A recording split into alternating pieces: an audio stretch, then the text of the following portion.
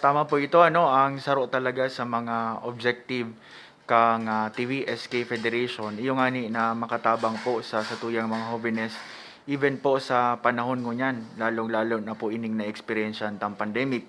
Saro nga ni po sa mga naging programa kan TVSK Federation ang manungod po sa mental health awareness kang nakaagi pong taon dineklarata po ang localized mental health awareness year kung sain po sa bilog na banwaan kang TV, ang sentro po kang mga programa kang sa tuyang mga SK manungod po sa mental health.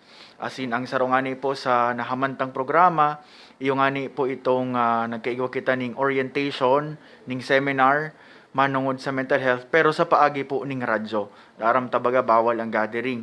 Duman po sa radio program na pinagkondusirta, nagpapadara po ning mga kahaputan ang situyang mga jóvenes manungod sa mental health kasi nag-imbitar po kita ning mga eksperto na nagsisimbag po kang mga kahaputan. Importante po nin marhay na ang satuya pong mga kabataan igwaning support group.